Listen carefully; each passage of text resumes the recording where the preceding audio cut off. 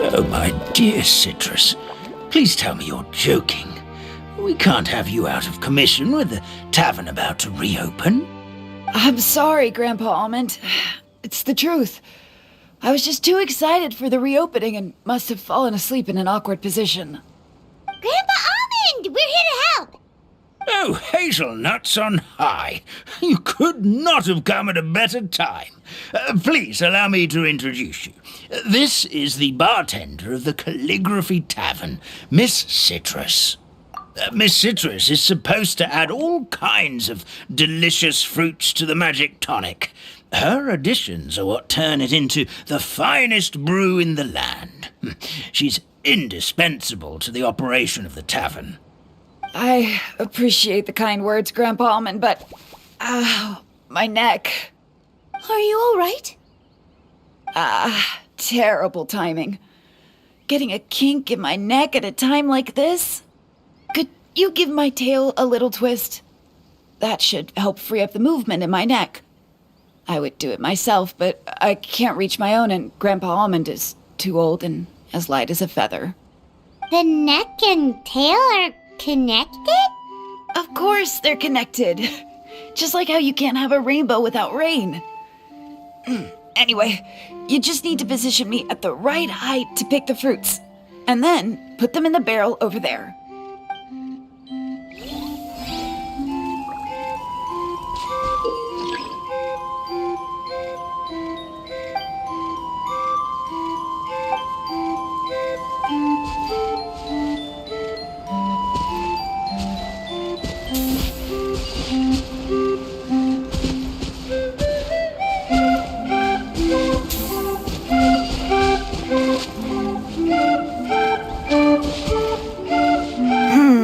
This doesn't seem quite right.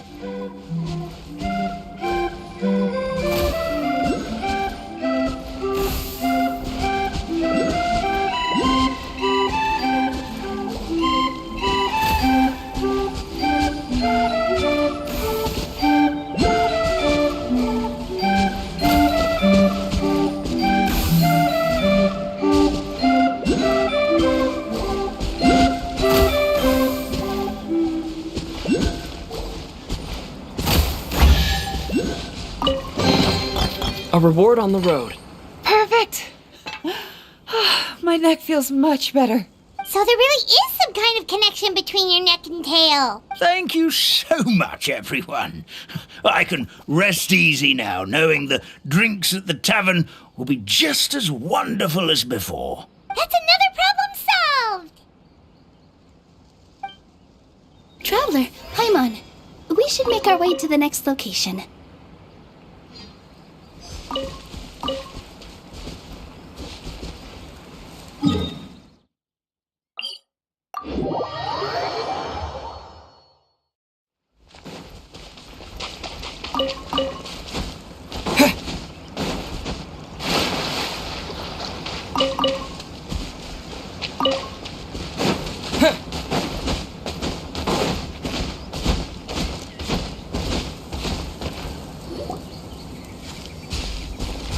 Look, the forest fairy is here, and she brought her companions.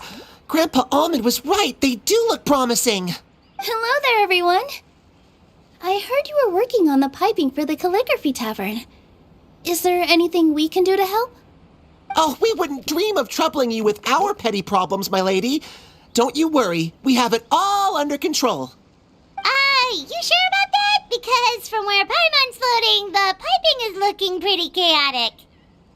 Yes. We have my careless friend to thank for that. He promised we could leave the pipe connecting to him, and, well, the results speak for themselves. Hey, I just wanted to inspect each pipe.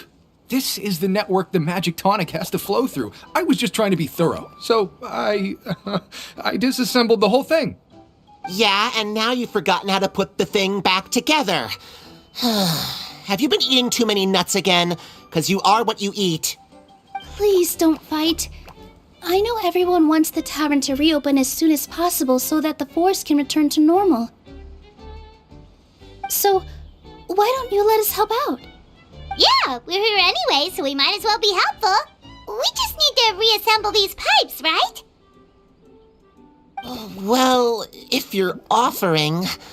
Basically, the pipes need to be connected properly to allow the magic tonic to flow through. If you put the wrong pipe in the wrong place, the tonic will get stuck halfway. Attention to detail is key. Says the guy who messed up the whole thing in the first place.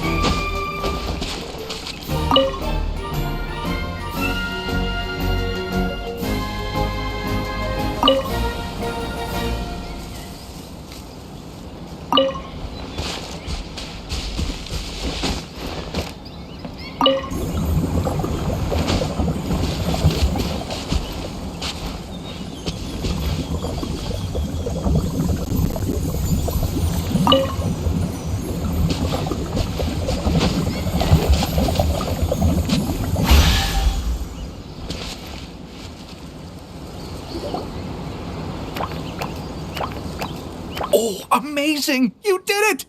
Now the tonic will flow into everyone's cups without getting stuck, right? Oh, gotta say though, Paimon is starting to get pretty curious about this magic tonic. Could she have a teeny tiny sip? Just a little taste, please? It's not greed, it's curiosity. Well, if it's really just one sip, I guess that would be fine.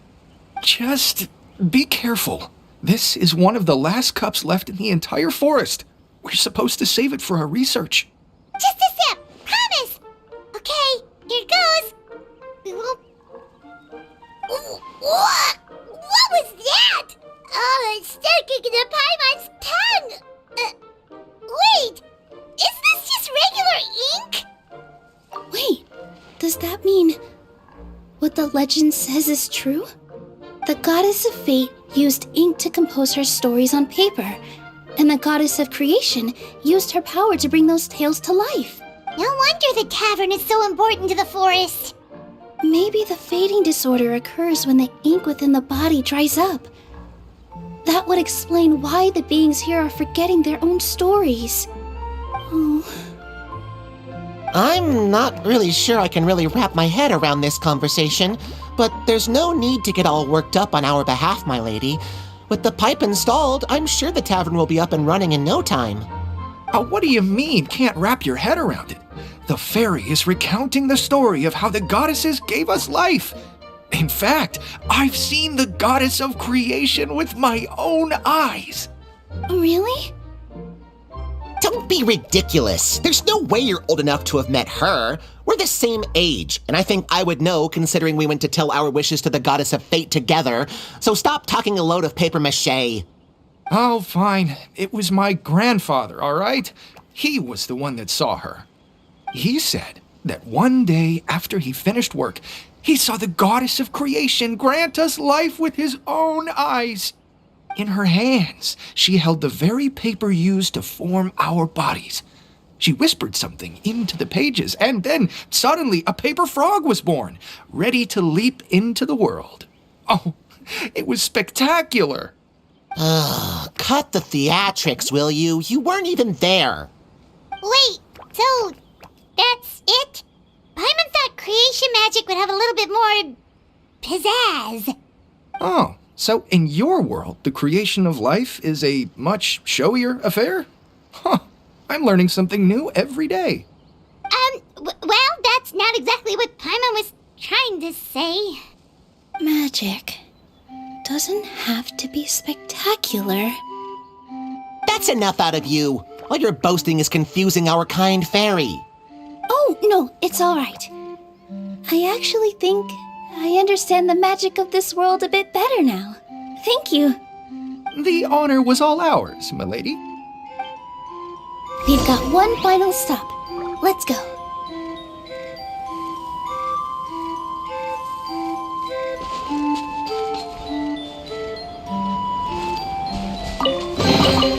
I'll keep this close.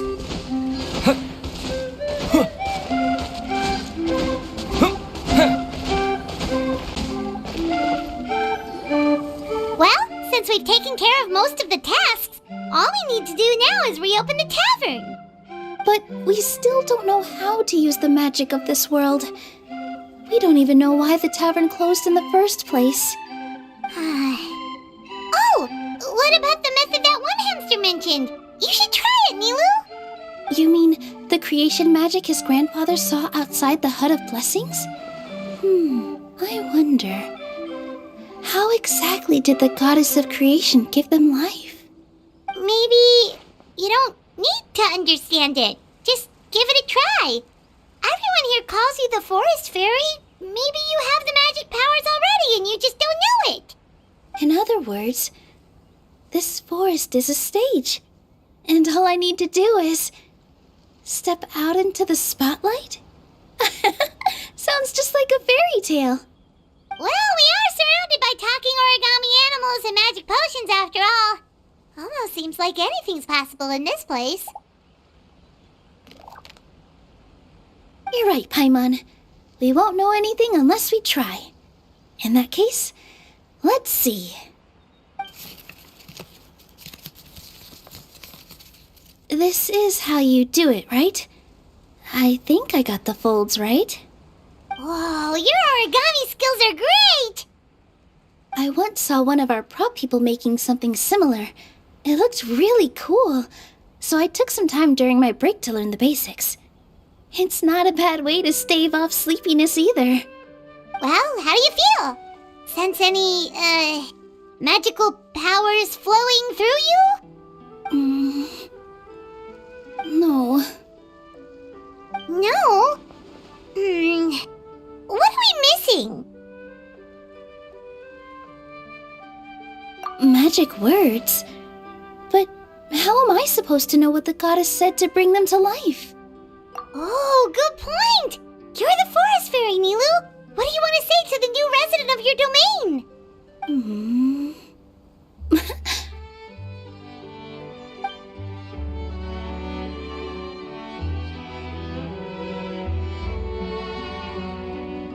I bestow upon you the blessings of the forest and offer you a home in this land.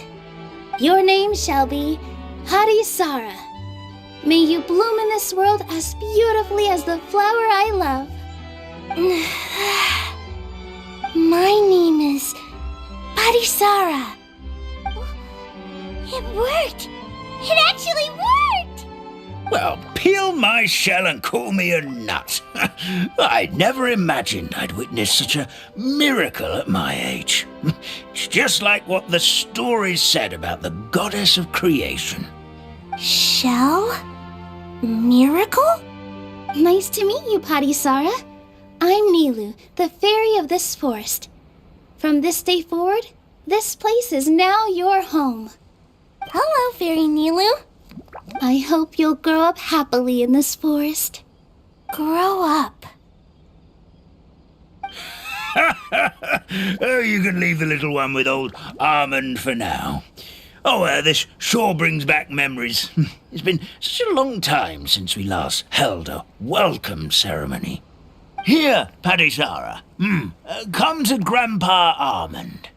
Well, now that Nilu has mastered the goddess's magic, we should be able to reopen the tavern, right? Grandpa Almond, could you send a few people to check the underground space beneath the tavern? Oh, of course. May I ask why? The moment I used magic, I sensed something strange down there. I have a feeling it's connected to why the tavern had to close down. Of course, we'll look into it right away. Make sure you listen to Grandpa Almond, Padisara. Don't go running off on your own. Padisara, listen. Running! Hey, come back here, you! Wait! Yep, that's Nilu's creation, all right. She's got so much energy. Anyway, how did you manage it, Nilu? Well, all I did was say my wishes for her out loud. Maybe the magic is in the words themselves, just like the book said. This place is seeming more like a fairy tale by the second. I mean, or some call it the Forest of Blessings, so it kind of makes sense. Well, anyway, Paimon thinks this magic suits you perfectly, Milu. When I brought Harisara to life just now, I was able to sense the magic flowing through the forest, and the flowers and trees, and inside the creatures that live here. But for some reason, there's a hollowed out space beneath the tavern where I couldn't sense anything at all. We're back, my lady. That was fast. You were right. There was something under the tavern that I've never seen before. It looked transparent and gave off a clinking sound when I knocked on it. Transparent and clinking. Oh, I've got it! Already? You've got to use fairy tale logic, Paimon. That's right. An empty ink bottle, to be exact. Still remember the taste of the magic tonic you took a sip of, Paimon? Yeah, it was ink. Oh, Paimon gets it now! Traveler, Paimon, will you come gather some ingredients with me? I learned what we need to make the magic tonic back in the Hut of Blessings. Sure thing! What do we need to get? A setting sun that never sets, a dragon that cannot fly, and a moon that only shines at night. Where are we supposed to find crazy things like that? What? How did you get that so fast? Logic, huh? Lucky guess, more like.